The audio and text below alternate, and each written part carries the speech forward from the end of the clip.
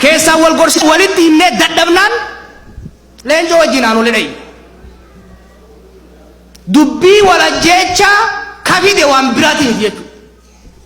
Naftanyummaa waan mormineef Itoophiyaa dullatti deebitee nurra fe'amuu barbaaddu waan mormineef dhugaan aanolee awwaalame kan yakkamtoota akka Hayilasillaasee faarfamuusa waan mormineef nu ajjeesuu barbaadan.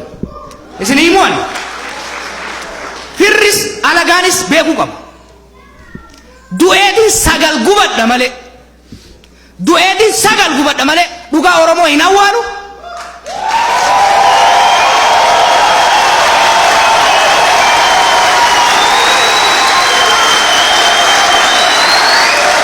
Du'uu qofaa miti.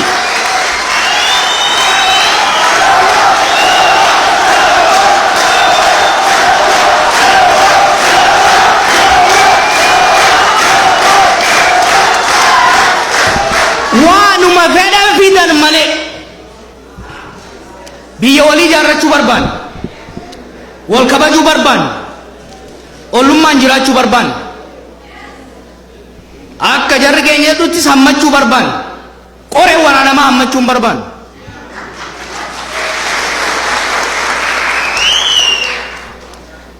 Warri biyya alaatis warri biyya keessatis warri mana kana keessatis kan mana kana aliitillee ka beekuu qabu abadan dhaloonni keenya osoo jiru abadan hattuun feete Oromiyaa qoqqooddee gosaaf amantii walitti hin buuftu. Gantuun feete goota keenya xiqqeessitee sirnoota abbaa irree nurratti hin faarsitu. Oromiyaa keessatti wanni filannootti seenuudhaan murteesseef tokko maal seeta? Erga afaaniin dubbachuun gaagana isaan gube, erga aanolee dhaquun hagana garaa isaan laalesse, erga Itoophiyaa dullatti isaan deemaniin dura dhaabbachuun du'aaf kan nama qaadhimu taate aangoo isaan ittiin nu doorsisan san harkaa fuunee biyya Itoophiyaatiif Oromiyaa bulchine.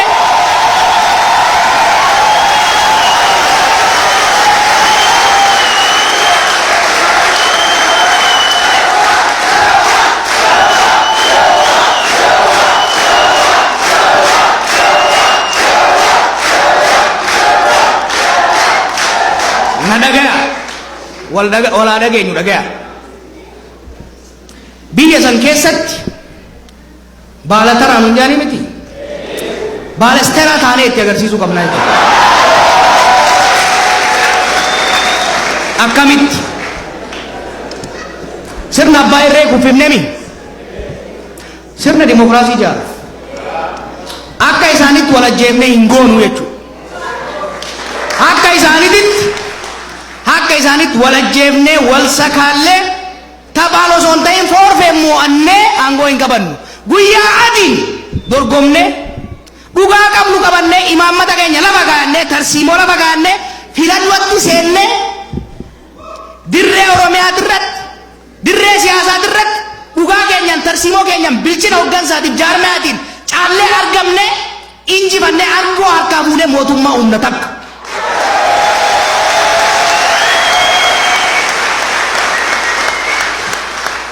Isaanii seenaa kijibaatiin seera jallataaf saamichaatiin biyyeen bulchinu bakka bu'aata ummataa heeraaf seeraan dorgomanii dorgommii faabilisaatiin quba ummataatiin ol bayanitti gargaaramnee heeraaf seera akka gadaatitti Oromiyaa keessatti kan Oromoon tumatu bakka bu'aan Oromoo tumatu Itoophiyaa keessatti akka sabaaf sablammiin tumatu gadi keenyee Itoophiyaa isaa waggaa 150 gamanaan fottoo isaa garasiin fottoo isaa addunyaa irratti maqaa isii xureessaa turan tana yoo waliin jiraanne jan jechuudha.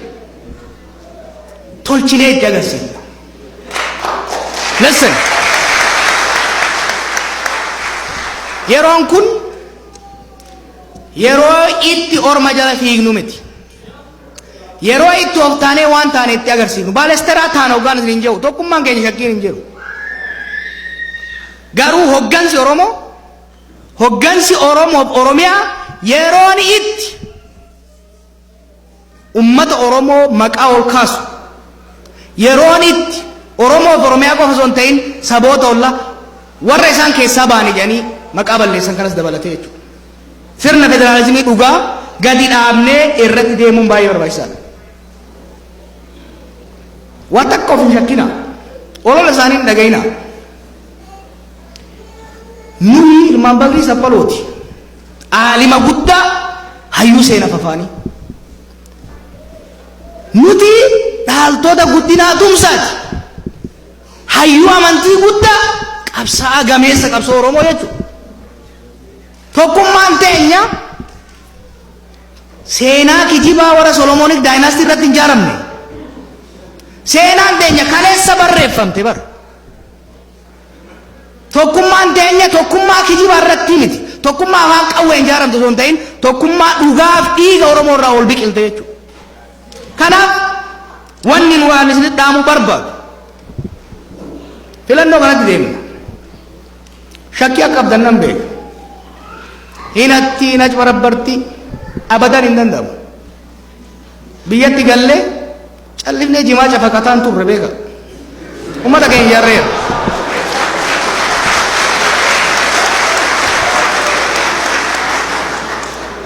أما بودا بيجي تيني كيست نمني أباي الرئي تاو بربادو ورا أباي الرئي بربادو برات قدان نورا تدرانجو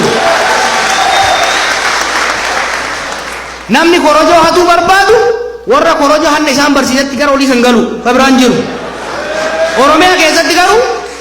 Oromiyaa keessatti garuu dhiiga ilmaan nama dila kanaa qisaasne namni dilli kun itti wareegame mootummaa Oromiyaa gadi dhaabu sadarkaa Itoophiyaatitti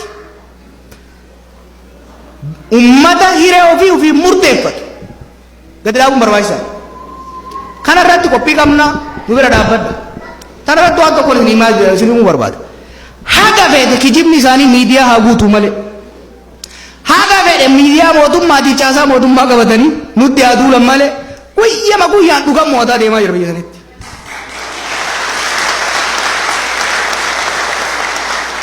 Ummata fira kennaa ka Sidaamaa kana roorroon xiqqaan irra hin geenye. Zabana Mallasaa osoo isaan wittifatan osoo isaan lalanii walitti caballaqanii eenyummaa isaanii balleessanii maqaa kallattii kennaniif dabuuf jedhanii ummanni sun didee ummata aadaa ajaa'ibaa qabu ummata nagayaa mormii isaatii yoo ba'u looqa irratti matrayeesii irra dhaabanii fixan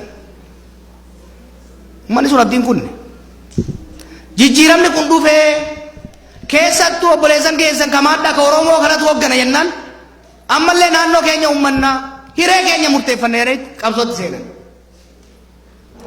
ni ganne garuu ummata Sidaamaa we betrayed them sinitti hima ummata nu abdatee wal'aansootti seene san ummata heera mootummaatirra hamma daggammaqin ummata qabsoo nagayaatirra hamma daggammaqin haati takkitti hin kaasin san ololaa shira warra mirga sabootaa hin amanneen xaxamne ji'a lama sadii dura nama 59 waraanni biyya keenya irraa ajjeese jechuudha. Du'a qofa miti. Nama 63 du'e. Namni 59 dhalataa Sidaamaati. Miidiyaa kanarratti garuu kan dhageettan ummanni Sidaamaa bataskaana gube ummanni Sidaamaa saba isa keessa jiru haxaa'e jedhamee ololamaa ture. Kijiba maaliif kijiba beektu? Dhugaa wallaalaniiti miti haqa jirtu faaktii san wallaalaniiti miti. Kijibaan ummata Sidaamaa maqaa balleessanii hogganoonni isaanii akka jirutti angorraa ari'ame ejjettoonni isaanii akka jirutti hidhaaseeni akka ummanni sun dhageettii addunyaaf ollaa dhabee dhugaan isaa awwaalamee ammallee bulchiinsa hin barbaanneef eenyummaa hin barbaanneen ukkaamamee akka turu kan barbaadan dhugaan garuu dhiibbattee dhufte dhugaan dhiibbattee dhufte akkamitti dhiibbattee dhufte ummanni sun hogganoota narraa hidhame jedhee fincila hamaatti hin seenne ejjettoon narraa hidhame jedhee rakkootti hin seenne obsee taphuma isaan baasan ka guyyaa dheeressuu sanitti seene guyyaa dangaddaa sagalee kennate arra 98% tuqaashaniin naannoo mataasii uummate jechuudha.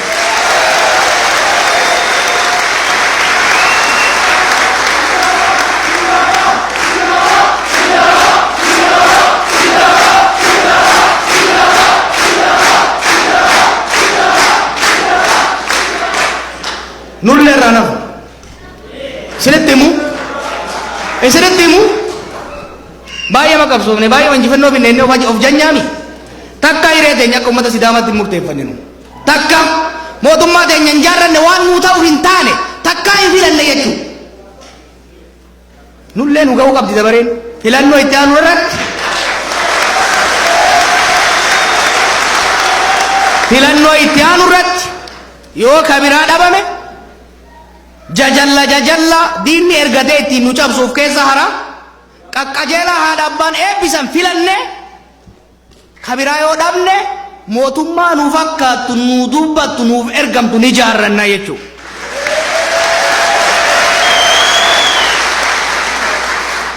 itti aansee warra alatti hafeefin afaan kaanii waa jedha በስተመጨረሻም እዚህ ውስጥ ሆናችሁ ቋንቋውን ለማትችሉት ወይ ደግሞ ውጪ ላላችሁት መልእክት ማስተላለፍ ፈልጋለሁ።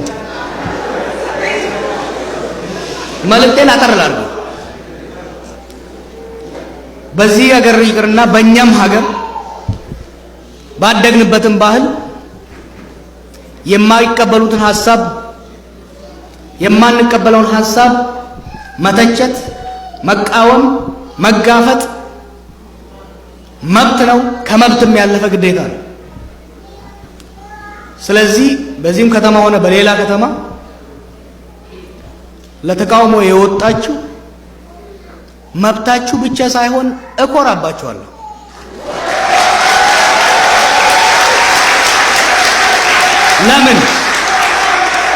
ለምን የዛሬ 3 ዓመት 4 ዓመት ቃል ስገባ ነበር የኛ ትግል ራሳችንን ብቻ ነፃ ለማውጣት ሳይሆን የሀገሮችንን ህዝቦች ነፃ ለማውጣት ነው የታገልነው። እኛ ተናግረን ሌላውን አፉን ለመሸበብ አይደለም። እኛ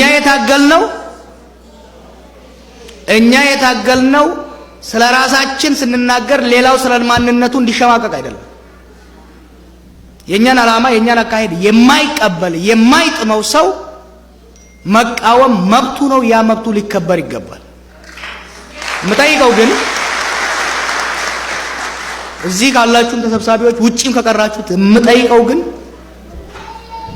አንድ ሀገር አብረን እንድንገነባ ከተፈለገ በእኛ ሳይድ ስህተት ነው ብላችሁ የምታስቡትን ነገር እንድንረዳና እንድናስተካክል ከተፈለገ አብሮነታችን ተጠናክሮ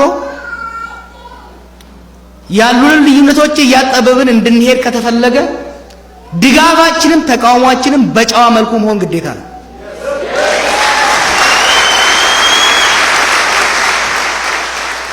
በጨዋ መልኩ ከቀረባችሁን በጨዋ አቀራረብ ከመጣችሁልን ከግማሽ በላይ መንገድ ሄደን ልንቀበላችሁ ልናስተናግዳችሁ ዝግጁ ነን።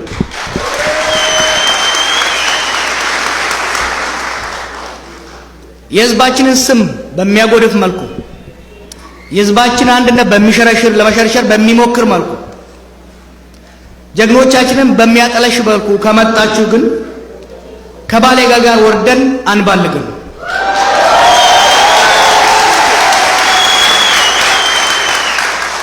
ጆሮ ዳባ ልበስ ብለን ወደፊት እንገሰግሳለን ማለት ነው። እንዲህ አይነት አጸያፊ የሆኑ ዱርዬዎችን ለሚያሰማሩ የፖለቲካ መሪዎች እነማን እንደሆናችሁ ስለምንተዋወቅ አጭር መልእክት ላስተላልፍ። ምንም አይነት ስድብ፣ ምንም አይነት ዛቻ፣ ምንም አይነት ዘለፋ አይደለም በምላስ በጥይትም ብትመጡ ከእንግዲህ በኋላ የኦሮሞን ህዝብ የኢትዮጵያን ህዝብ ወደ ኋላ መመለስ አበደን አትችሉም።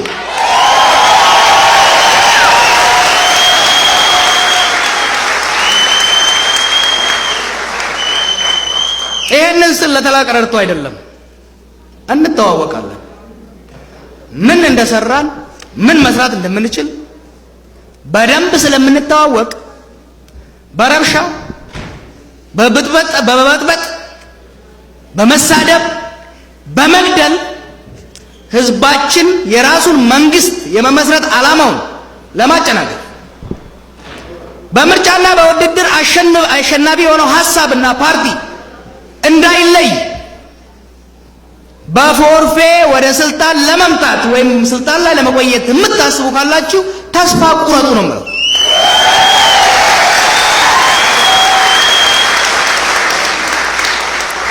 ማንም ተብጨረጨረ፣ ማንም አጭበረበረ፣ የሚመጣው ምርጫ ላይ እንሳተፋለን፣ እናደራጃለን። በምታውቁት መሰረት ደግሞ በስትራቴጂ እንመራለን፣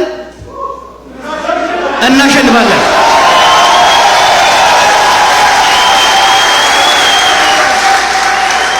ምክር አለኝ፣ ብራዘርሊ አድቫይስ። የምትፈልጉት አሃዳዊ ኢትዮጵያ እንዲመለስ ከፈለጋችሁ፣ የምትሰብኩት አይነት ኢትዮጵያዊነት በሌላው ላይ እንዲጫን ከፈለጋችሁ ከእንግዲህ በኋላ በጠመንጃ አትችሉትም፣ በጉልበት አትችሉትም፣ በሚዲያ ጋጋታ አትችሉትም። በምርጫ ሳጥን ብቻ ነው።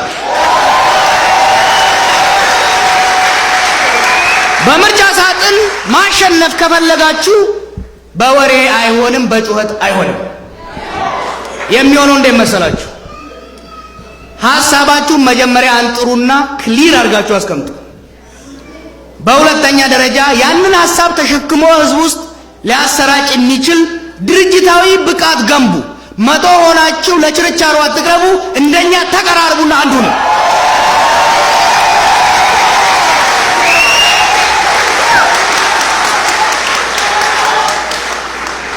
ልንገራችሁ፣ አሁን ችግራችንን ልንገራችሁ። ኢትዮጵያ እያለ አንድነት እያለ ለሚለፍፈው ቡድን ሄደን የምናናግረው የምንደራደርበት ድርጅትና ግለሰብ እንኳን የሌለበት የተዘበራረቀ የተበታተነ ኃይል ነው።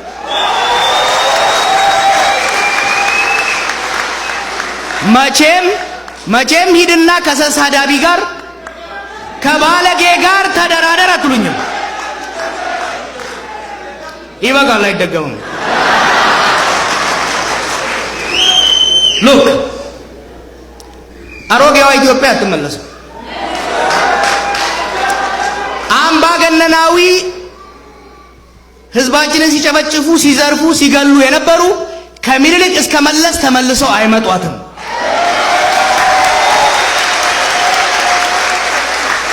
የዘራፊዎች፣ የአፋኞች፣ የገዳዮች ስርዓት ከነፍጠኛው እስከ ወያኔው ተመልሰው ኢትዮጵያ ላይ አይነግሷትም። ወደፊት ግን አብረን መራመድ እንችላለን። ህብረ ብሔራዊ የሆነ ፌዴራላዊ ስርዓት የሀገራችን ብሔር ብሔረሰቦች ፈጣሪ በሰጣቸው ምድር ላይ ከመሬቱ ስር ባለው ማዕድን ላይ በመሬቱ ላይ በሚፈሰው ወንዝ ላይ ከመሬቱ በላይ ባለው አየር ላይ ፈጣሪ የሰጣቸውን እስከ ዛሬ የተነፈጉት ላይ ሙሉ ባለቤት ሆነው ያለማንም ጣልቃ ገብነት ያለማንም ዘራፊነት የሚያስተዳድሩት ፉል አውቶኖሚ ያለው ራስን የማስተዳደር መብት የተከበረባት ኢትዮጵያ አንድ። ሁለተኛ የሀገራችን ብሔር ብሔረሰቦች ራሳቸውን አስተዳድረው ሀገርን ደግሞ እንደ አስተዋጽኦአቸው እንደ ኢኮኖሚያዊ አስተዋጽኦአቸው እንደ ህዝብ ብዛታቸው ተቋዳሽ የሚሆኑበት ከስልጣኑም ከሀብቱም ተቋዳሽ የሚሆኑበት ኢኩዊታብል ሼር ሩል ያለበትን ኢትዮጵያ መመስረት ከፈለጋችሁ እኛ የእናንተ ፓርትነሮች ነን፣ ሁሉም ጊዜ ዝግጁ ነን ማለት ነው። እነዚህ ሀሳቦች ለምርጫ ይቀርባሉ። ከእንግዲህ በኋላ የኢትዮጵያ ፖለቲካ ከግልምጫም ከእርግጫም ከፍጥጫም ይወጣል።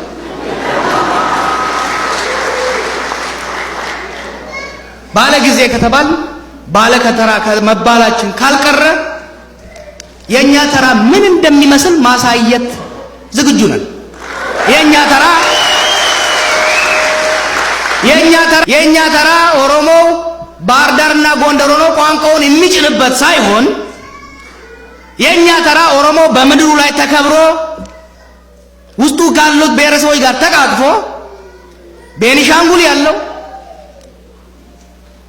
ጭልጋ ያለው ትግራይ ያለው በዚሁ መልኩ ራሱን ችሎ እኔ አውቅልሃለሁ፣ እኔ የቀቀልኩት ይጣፍጣል፣ አንተ የተቀቀልከው ይመራል በሚል ህሳቤ ሳይሆን ተቻችለን ተከባብረን በምርጫ ሐሳባችን እጩአችንን አዘጋጅተን መሰል ሐሳብ ካላቸው የፌዴራሊስት ኃይሎች ጋር ተቆራኝተን ምርጫውን አሸንፈን ህገ መንግስቱን ለሬፈረንደም አቅርበን አጸድቀን አብዛኛውና አብላጫው ኢትዮጵያዊ የሚወደውን የሚደግፈውን ስርዓት አንግሰን የኛ ተራ የኦሮሞ ተራ ሳይሆን የሁሉም ኢትዮጵያዊ ተራ መሆኑን ለማሳየት ዝግጁ ነን።